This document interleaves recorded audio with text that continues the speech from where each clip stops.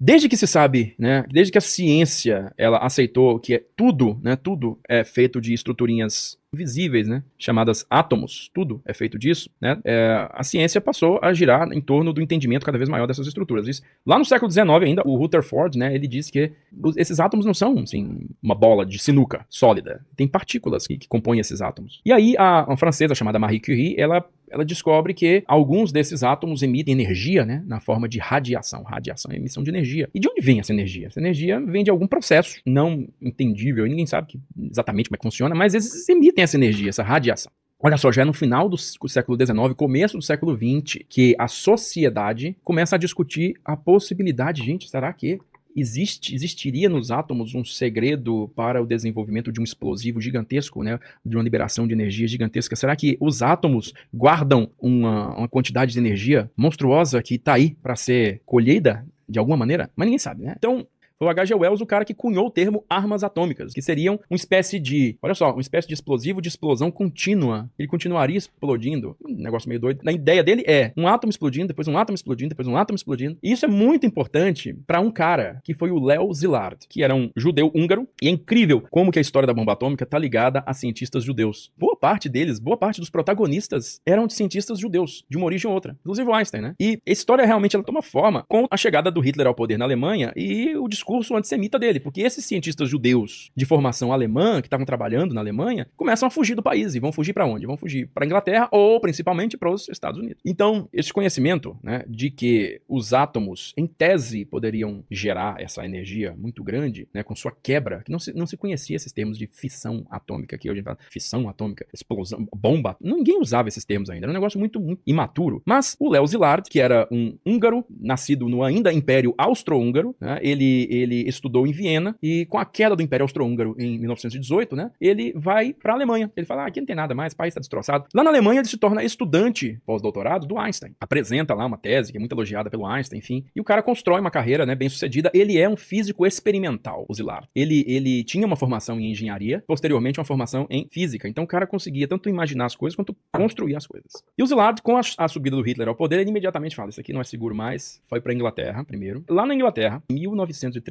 e 35, que ele muito decepcionado com o Rutherford, o Ernest Rutherford. Rutherford era um cara que também é um gênio na época, ganhador do prêmio Nobel já, mas que tinha publicamente dito que esse negócio de bomba atômica era furada. Ninguém vai construir isso, vai ser muito difícil, isso aí é muito difícil, não, inviável fazer essas coisas. E aí o Szilard fica, pô, como assim inviável, cara? Ele fica decepcionado com o Rutherford e ele costumava dar umas saídas pra caminhar. Belo dia, ele saiu pra pensar e ele tinha lido o livro do H.G. Wells.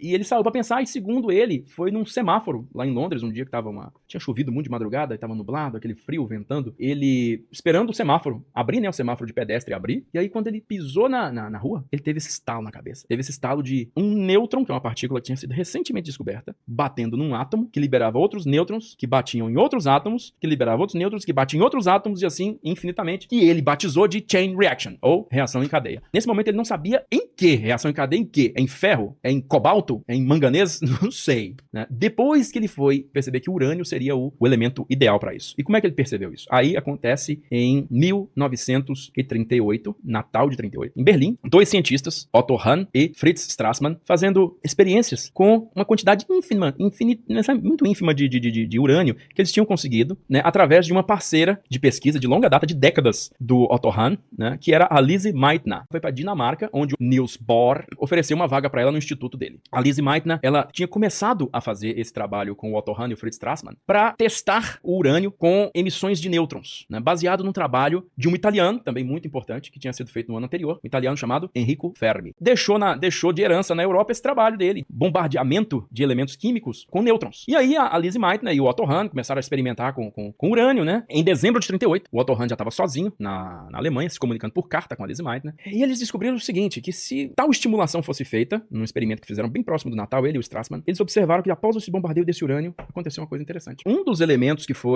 foi analisado depois desse bombardeio foi o bário. Só que o bário tinha uma massa muito menor do que o urânio. Se o número atômico do urânio, 238, né, o bário tem um número lá, os caras fizeram a matemática e descobriram que o outro era criptônio. Cadê o urânio? Eu bombardeei com o nêutron. Saiu o bário? O que deu aqui? Escreveu pra Lise Meitner. Ela recebeu aquilo e falou, não é possível. Aí ela tava com um sobrinho dela, que era alemão, que já tinha, Rudolf Fritsch, já tinha fugido da Alemanha há muito tempo, né, em 33 ainda. Já tinha estudado na Inglaterra e depois foi aluno do Niels Bohr também. E os dois replicaram aquilo na Suécia, com os mesmos parâmetros que o Otto Hahn tinha feito. E aí, eles observaram que sim, o que tinha ocorrido ali foi uma ruptura do átomo. Os caras tinham bombardeado o átomo com um nêutron, o nêutron desestabilizou o núcleo desse átomo e tinha nascido ali dois outros elementos.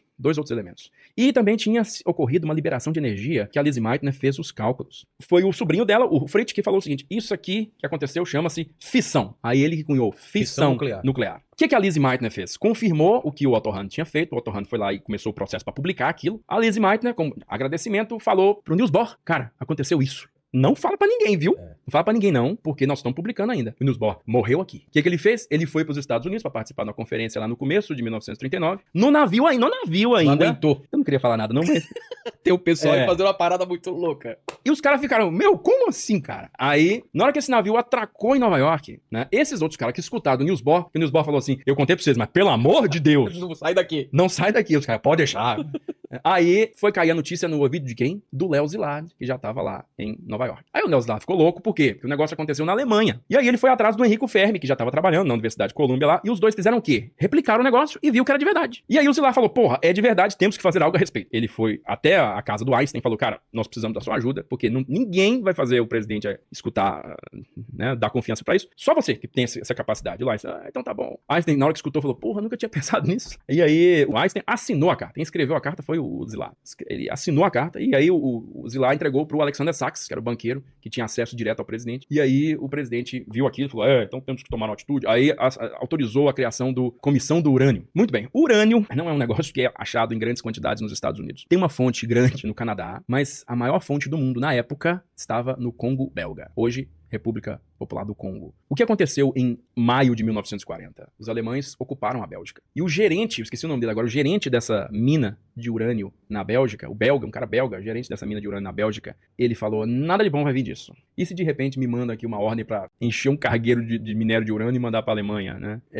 Não. Aí ele, por conta dele, ele botou o minério que ele tinha em mãos num cargueiro e mandou pra Nova York. Não foi um estímulo do governo, ele não fez nada contato diplomático, não. Tanto que em 1941, quando a pesquisa começou a tomar um pouco mais de volume, assim, de importância de corpo, né? Enquanto isso, cara, tava acontecendo coisas muito importantes na própria Inglaterra, tá? Os ingleses tinham seu programa nuclear chamado de Tube Alloys, ligas tubulares. E caras importantes estavam lá, entre eles o Rudolf Fritsch. Eles estavam batendo cabeça nessa época porque eles achavam que uma bomba dessa necessitaria de toneladas de urânio para funcionar. Dado os resultados dos estudos de laboratório que o Fermi tinha feito, que a Meitner tinha feito, que o Hahn tinha feito na Alemanha. Só que, né, eles até falaram assim, essa bomba, ela só pode ser levada de navio, porque, enfim, é gigante.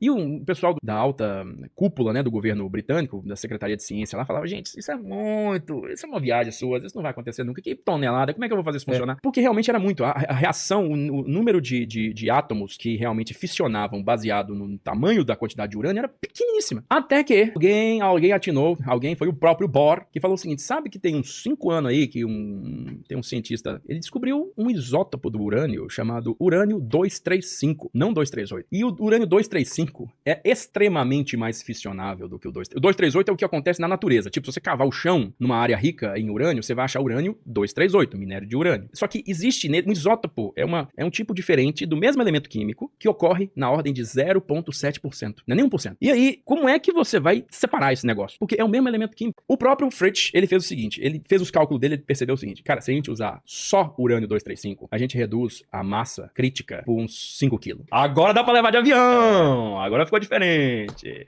Aí, só que isso deu um gás, né? Claro. Deu um gás. Tem um caminho aí. Aí na hora que os ingleses compartilharam esse conhecimento com os americanos, os caras, já ficou mais interessante. Aí, nos Estados Unidos, é que entram em ação, né, os processos de separação do 238 para o 235, né? Eles constroem em Oak Ridge, no Tennessee, eles constroem um grande laboratório, né, com um prédio em formato de U, mas assim, é como se fosse um acelerador. Eles pulverizavam esse urânio e aí faziam essas partículas rodarem por esse percurso.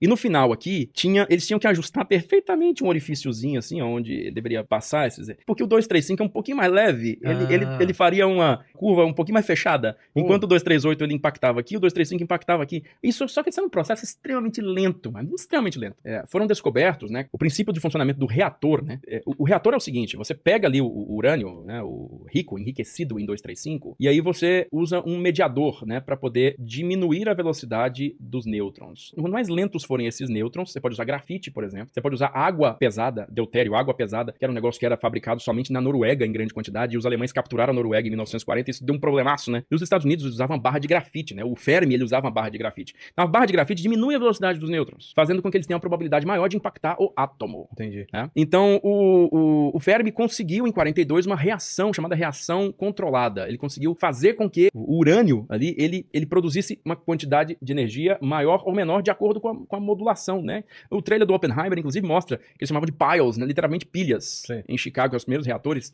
E aí, com essa ação dessa haste de grafite, você conseguia moderar aquilo, né? Você conseguiria manter o urânio ativo, queimando ali, sem ele sair do controle, vamos dizer, e causar o famoso meltdown, né? Que é o derretimento. Aí o que acontece? Foi descoberto que um subproduto dessas reações aí geravam outros 2 elementos, que foram batizados de urânio, netúnio e plutônio. Então o plutônio 239 também é um elemento altamente fissionável, mas muito mais fácil de ser obtido do que a separação do urânio 235. Aí os caras falaram, isso aqui é outra mudança de jogo aqui pro lado nosso. Vamos ter que começar a produzir esse plutônio 239 em grande quantidade. Aí eles construíram um reator gigantesco para produzir urânio 239 em Hanford, no estado de Washington, às margens do rio Columbia, porque você precisa de água, enfim, para um reator. Aí, produzindo plutônio 239 lá em grande quantidade. J. Robert Oppenheimer, Julius Robert Oppenheimer, filho de judeus, e um judeu alemão, pai dele, e ele nasceu em Nova York, tá? Só que pro Oppenheimer entrar na história, tem um outro elemento pivotal, que é o general Leslie Groves. O general Leslie Groves, cara, era aquele típico militar pragmático e carreirista.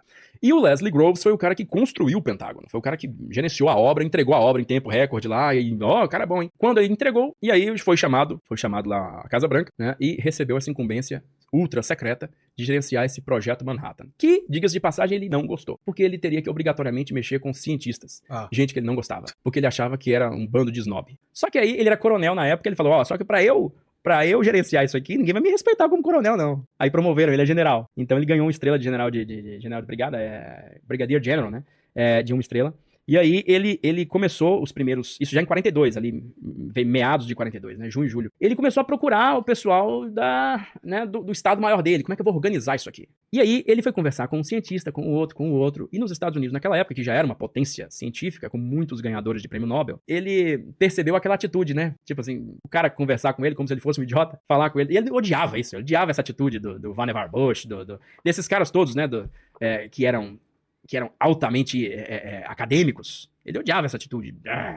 Não gostava nem um pouco. Até que ele conversou com um sujeito que era também igualmente inteligente, mas que sentou com ele e conseguiu explicar pra ele as coisas. Só porque ele sabia explicar. Quem era esse sujeito? Robert Oppenheimer. Então foi o Robert Oppenheimer, o único cara que ele falou assim... Esse cara traduz pra mim as palavras. Esse cara traduz pra mim. Eu preciso dele pra poder conversar com esses outros filhos das putas daqui, que eu não quero saber desses caras, eu não quero a distância desses, entendeu? Então eu preciso de um cara pra fazer essa ponte. E o Oppenheimer era um cara que já tinha vivido muito tempo ali na região do Novo México. Tinha uma fazenda naquela área, aquelas ranchão. E aí ele falou, eu acho que o lugar ideal é naquela região do Novo México ali. Bora pra lá? Vamos. Aí chegou lá, achou uma região aqui interessante, porque é fechada aqui, tem essas montanhas aqui, tem um vale aqui, acho que aqui bem isolado, não chega ninguém. Chama Los Alamos, povoadozinho de nada, né? Tinha uma escolinha ali, e aí eu sei que quando selecionou, e aí o Leslie Groves tinha basicamente um cheque em branco para poder comprar a terra e desapropriar e tirar todo mundo que precisasse. Vamos construir o laboratório aqui? Vamos. E o Oppenheimer falou o seguinte... Esses caras que você tá querendo trabalhar não são militares. Eles não estão acostumados a ficar recebendo ordem. E se você começar a dar ordem pra eles como se eles fossem militares, isso vai ser contraproducente. Sabe como é que nós vamos convencer esses caras a dar o máximo deles? Nós vamos ter que trazer a família deles pra cá. E pra você trazer a família deles pra cá, você precisa de dar uma estrutura completa de família. Ou seja, você vai ter que construir uma cidade. E aí, ele construiu a cidade. Foi construído em meses. Igreja, supermercado, escola. No começo de 43, o negócio começou a funcionar duro realmente, começou a funcionar seriamente, né? Aí eles começaram a pensar em design, né? Priorizando a questão da arma de plutônio, porque, enfim, o material era muito mais fácil de ser obtido, o plutônio, né? Eles começaram a priorizar isso aí. Fez uns cálculos. Eles perceberam que é o seguinte, a tentativa que eles estavam fazendo nessa época era de juntar dois corpos de massa crítica em alta velocidade dentro de uma arma que se chamava de gun type, que era como se fosse uma arma disparada aqui e chocar com isso aqui. O que é isso? Esse é o design da Thin Man. É o primeiro tipo de arma nuclear que foi teorizado, né? O projeto foi oficialmente adotado. O projeto, ele começou a rodar em 1942 num escritório em Manhattan. Ah, por isso? Aí tinha um andar lá de um prédio lá que os caras estavam trabalhando lá, né? O projeto Manhattan ganha esse nome por conta disso, porque o escritório era lá, central, né? Depois ele foi pulverizado. Mas enfim, isso aí foi o primeiro design. Até que um dos caras fez uns cálculos lá e, assim, no final de 43 ele deu essa má notícia. Ó, a velocidade dos nêutrons não é adequada. Sim. Não vai fissionar. E aí mostrou pro restante dos caras, os caras fizeram os próprios cálculos lá e falaram, realmente ele tá certo, não vai fissionar. O Oppenheimer falou, preciso de reforços. Chamou o grupo de cientistas ingleses, que estava ainda na Inglaterra, e foram pros Estados Unidos para reforçar lá. Entre eles, um alemão, que veio junto, refugiado também, chamado Klaus Fuchs. Vale a pena a gente também dizer que um dos jovens talentos que trabalhou no Projeto Manhattan foi um físico chamado Richard Feynman. O Feynman tinha 23 anos na época, né? Ele era bastante jovem e foi colocado no Projeto Manhattan porque tinha um histórico, assim, fenomenal, né? Acadêmico fenomenal. E o Feynman se divertia, né, no tempo de ociosidade dele lá, ele se divertia quebrando a combinação dos cofres dos colegas, né? Dos cadeados dos colegas, assim. Ele tentava descobrir com base nas combinações possíveis. O pessoal usava, tipo, aniversário, Sim. ou usava constantes físicas para poder colocar nos cadeados. Ele descobria isso, ele ia, quebrava. Não é possível que você fez. Aí, e ele era muito amigo do Klaus Fuchs, né? O Klaus Fuchs tinha que é esse alemão que eu falei que veio de reforço. O Klaus Fuchs tinha um carro que o Feynman pegava emprestado para visitar a esposa dele, que era paciente terminal de tuberculose, lá perto em Albuquerque. Os dois eram muito amigos. Tanto que uma investigação interna do FBI sobre possíveis vazamentos de dados do Projeto Manhattan, o Fuchs disse que o Feynman era um possível espião por conta dessas saídas regulares dele e esse hábito de ficar quebrando o código, né, dos cadeados lá. Quem era o espião? O Fuchs. Ele era comunista. Ele foi o principal vazador, tinha uma outra mina lá, mas ele era o principal vazador de dados do Projeto Manhattan para a União Soviética. Klaus Fuchs. O que aconteceu foi o seguinte, foi então trocado o projeto disso aí, do Thin Man, pelo Fat Man. Aí, cara, foi um polaco, um cara, na verdade, de ascendência polaca, chamado George Kostiakowski, que foi o cara que propôs. Então, o que acontece? A ogiva é isso. A ogiva tá ali no meio. Tá polônio, berílio, nichieto, ali tem o urânio 238. Plutônio. A esfera de plutônio, com o urânio no meio ali, tá vendo? É a esfera de plutônio. Eles chamam isso de lentes explosivas, esses gomos laranjas aí, ó. Lentes explosivas. São explosivos que são moldados milimetricamente numa forma precisa para poder formar esse isolamento inteirinho ao redor da massa crítica de plutônio, que você tá vendo ali, ó, tá? Lá no meio. E esses explosivos devem detonar exatamente no mesmo instante, para fazer uma implosão, pressionar por todos os lados essa esfera de plutônio para ela fissionar. Entendi. Ela vai pressionar isso e vai causar a fissão, né? Aí a fissão, como a gente falou, é o quê? Esse nêutron que desestabiliza um núcleo, que gera mais nêutrons, que desestabiliza outro núcleo, mais nêutrons, reação em cadeia descontrolada. Não existe um moderador aí. Não existe grafite, não existe água pesada. E o enriquecimento está acima de 95%. Enriquecimento é você criar uma massa somente com aquele isótopo que é fissionável. Né? Para gerar energia nuclear, por exemplo, você enriquece o urânio 238 em cerca de 30% de 235. Aquela massa de 1 kg de 238 tem que ter 30%, 300 gramas de 235, para você gerar energia nuclear. Aí você modera com água, você modera com grafite, entendeu? Mas para você fazer uma arma, que hoje a Agência Internacional de Energia Atômica vigia todo mundo, inclusive o Brasil, né? Para ninguém enriquecer nada acima de 30%. Aí, se você enriquece isso acima de 90%, você já gera a famosa massa crítica fissionável. Tá? Então, esse invólucro com essas lentes explosivas, você imagina isso ser feito nos anos 40. O maquinário e a precisão do maquinário necessários para fazer isso acontecer sincronizado, que nenhum pode falhar, sincronizado, no mesmo instante, isso tem que implodir essa esfera de plutônio. Então, esse foi o design que o Kostiakowski criou, né? E foi isso, você vê no trailer, inclusive, a Esfera 1 tá atrás do Oppenheimer no cartaz, coloca pra gente. Tá atrás do Oppenheimer no cartaz. Essa foto do Oppenheimer também. Aquela esfera que tá atrás dele, ela é isso aí, é o design do Kostiakowski, então isso aí é o que ficou pronto, na verdade, só em julho de 45. Aí, ó, a Esfera 1 aí. Nossa. Tá vendo? Então, é o que ficou pronto em julho de 45. E aí, como é que a gente sabe? Como é que a gente sabe medir o potencial destrutivo numa arma dessa? Né? O Oppenheimer não sabia dizer, os físicos não sabiam dizer, e aí é importante eu dizer o seguinte, Oppenheimer foi um grande gerente. Ele foi um gerente. Não saiu da cabeça dele isso aí. Isso ainda saiu da cabeça de um aglomerado de pessoas muito inteligentes, muito capazes, né? Que tinham ao seu dispor, basicamente, qualquer insumo que eles quisessem. Né? Então, esse é o Oppenheimer. Tá? Então, Oppenheimer gerenciou isso tudo. Ele não seria capaz de criar isso sozinho. Ele não criou isso sozinho. Então, mas ele foi importante porque ele foi o cara que botou, tanto que dizem, né? Os relatos dizem o seguinte, Oppenheimer é como se fosse uma grande abelha, ele estava em todo lugar. Todo lugar que acontecia alguma coisa, ele estava junto, ele estava conferindo, ele estava aprovando, enfim. Ele não parava, mas ele não é o pai, assim, sozinho do negócio. Ele é um gerente.